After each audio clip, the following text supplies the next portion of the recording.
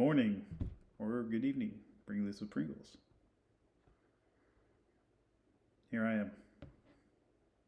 I hope you're happy. Yeah, no, I did not watch any ASMR videos yet, so I kind of lied to you. But figured this is kind of what you wanted. So here's my face. I took your notes serious. I didn't start it off with 20 seconds of mouth sounds. So, yeah, today we'll just kind of pick up where we left off, just straight into it. I could.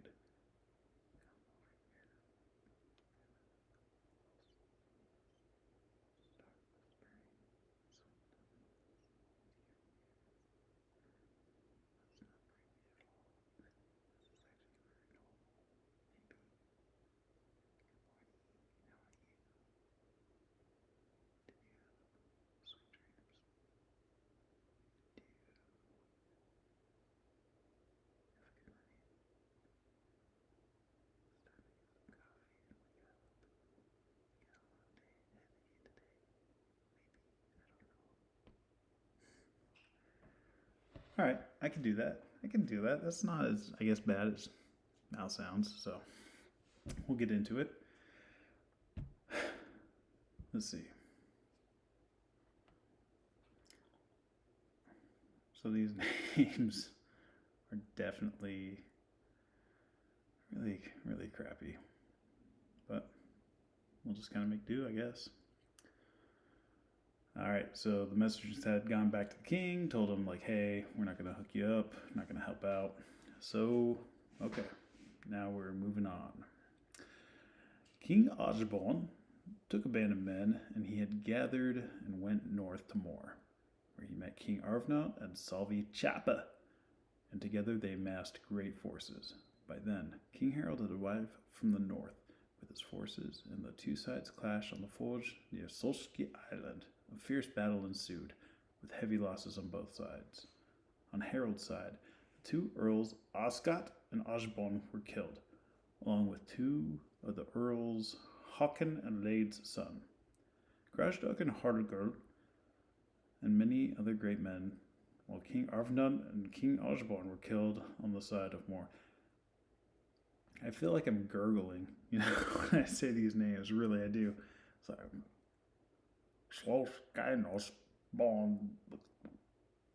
yeah, you get it.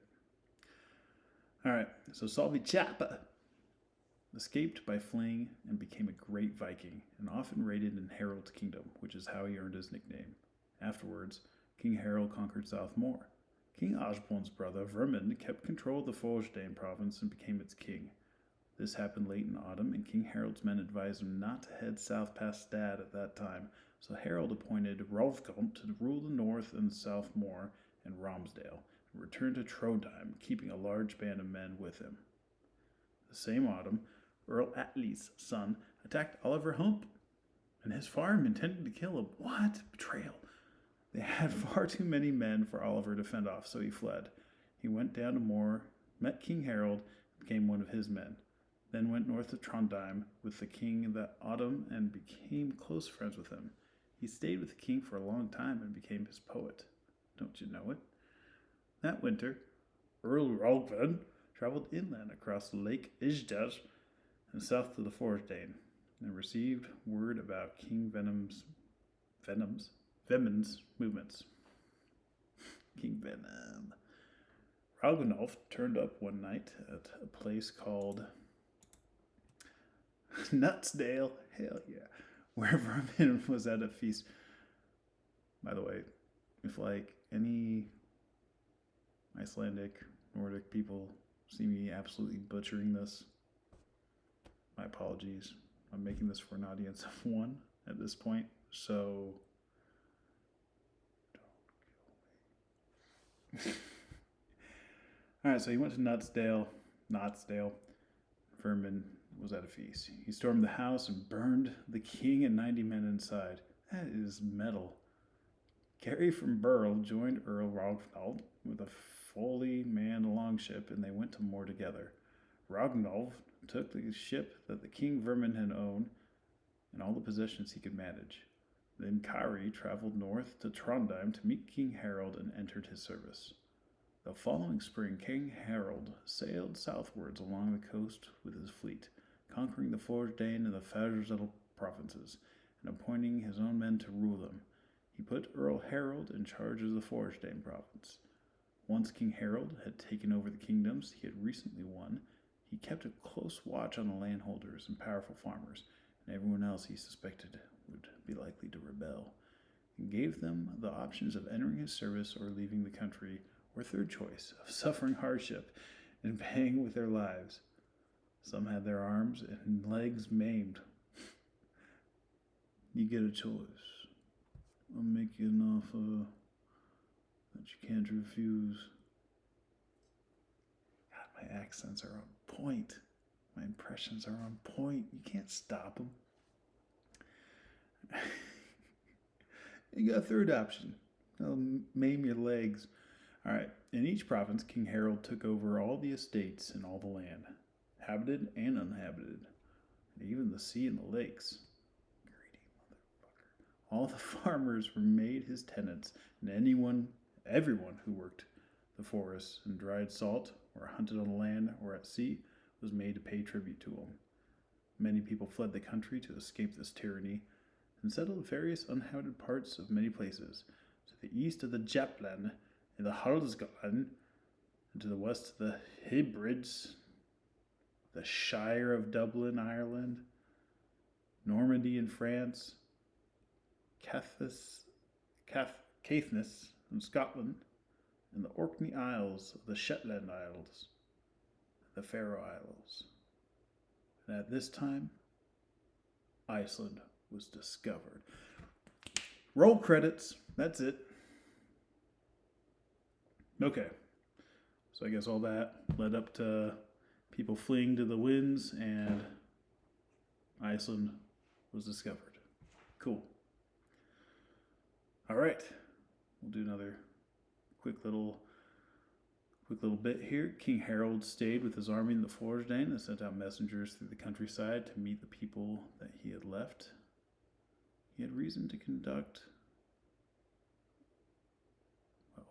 Sorry about that. King Harold stayed with his army in the Forsdane and sent out messengers through the countryside to meet the people that he felt he had reason to contact, but who had not joined him. The king's messengers went to the Kevdolves and received warm welcome. They told him their business, saying that the king wanted a Kevdolf to go see him. He has heard that you are a man of high birth and standing, they said. You have the chance to receive great honor from the king because he is eager to be joined by people who are renowned for their strength of body and heart. You dicks. Kevdolf replied that he was too old for going on fighting ships. So I will stay at home now and give up serving kings.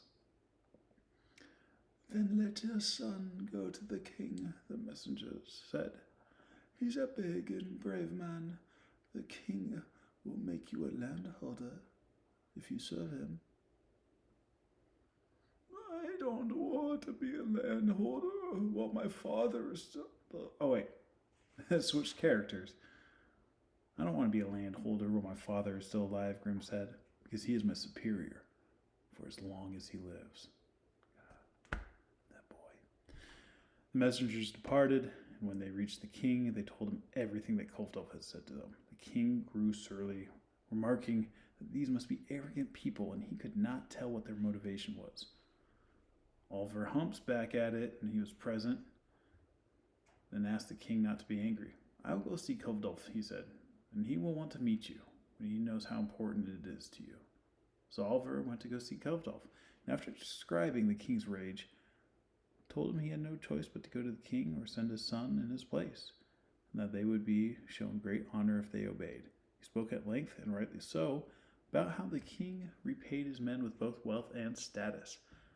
Kevdolf said that he had an intuition that this king will not bring my family much good fortune. I won't go to meet him, but if Thorolf comes home this summer, I will be easy to persuade him to go and become one of the king's men. So tell the king that I will be friendly towards him and encourage everyone who sets store by my words to do the same.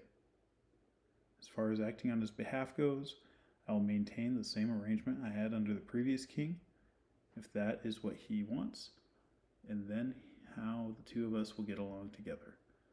Alvar returned to the king and told him that Kovdolf would send him one of his sons, but that more suitably one was not home at the time.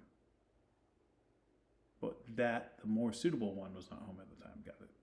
The king let the matter rest there, and in the summer he crossed the Solgenforge, and when autumn came he prepared to go north to Trondheim. Okay, we'll cut it there. Alright. Chess pieces are moving. It's becoming intense. These sagas getting crazy. I feel bad. This is like page, and this is according to whatever Kindle thing I'm using right now. 13 out of 759.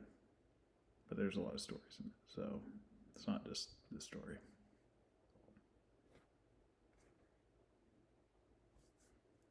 Hi, how are you? How you doing? So I have to get a reaction video from you.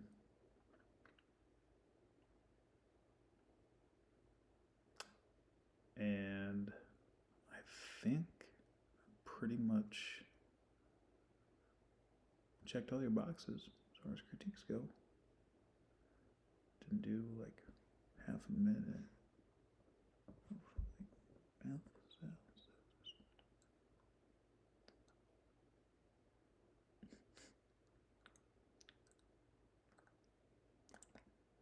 All right.